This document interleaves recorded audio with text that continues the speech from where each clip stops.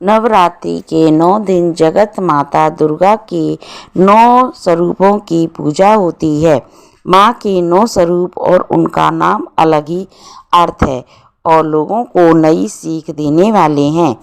नवरात्रि का पहला दिन माँ शैलपुत्री को समर्पित है, जो हिमालय राज की पुत्री हैं। इसके चलते उनके नाम का अर्थ भी कुछ ऐसा है। शैल माने पत्थर या पहाड़। पहले दिन शैलपुत्री की पूजा का महत्व भी है।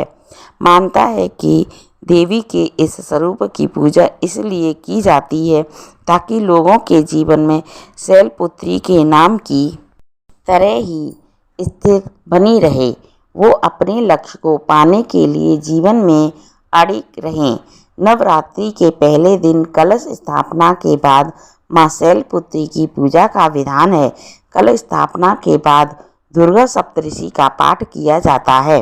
मान्यता अनुसार कलश को भगवान गणेश का स्वरूप माना गया है। किसी भी शुभ काम में कलश की स्थापना की जाती है, इसीलिए की जाती है कि पहले दिन शैलपुत्री की कथा सुनें और पढ़ें।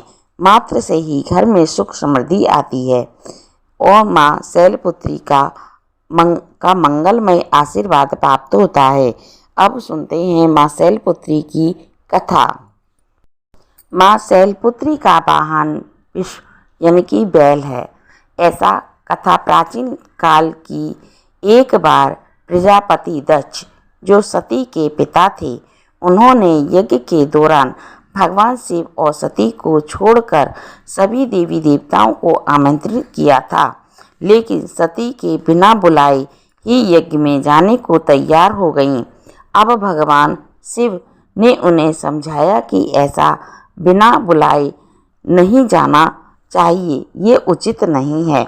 इसके बावजूद भी सती माता नहीं मानी और ऐसे में सती माता की जिद के आगे भगवान शिव की विवश हो गए और उन्हें जाने के लिए अनुमति प्रदान कर दी। अब सती बिना बुलाए ही पिता के यहाँ यज्ञ में प्रतिभाग करने पहुँची गईं। वहाँ उन्हें साथ बहुत ही बुरा व्यवहार किया गया। मायके में सती की माँ के अलावा सभी ने उनसे गलत तरीके से ही बात की। क्या भाई और क्या बहन, सभी ने सती को और उनके पति भगवान शिव को खूब उपहास किया। ये कठोर व्यवहार और पति का अपमान सती बर्दाश्त नहीं कर सकी और उन्होंने खुद को ही यज्ञ में भस्म कर लिया। जैसे ही यज्ञ हुआ और भगवान शिव तक समाचार पहुंचा, उन्होंने तुरंत ही अपने गणों को दक्ष के यहाँ भेज दिया। गणों ने इस यज्ञ को विध्वंस कर दिया। अगले जन्म में सती ने हिमालय राज की पुत्री के रूप में जन्म लिया। इस तरह उनका नाम शैलपुत्री पड़ा।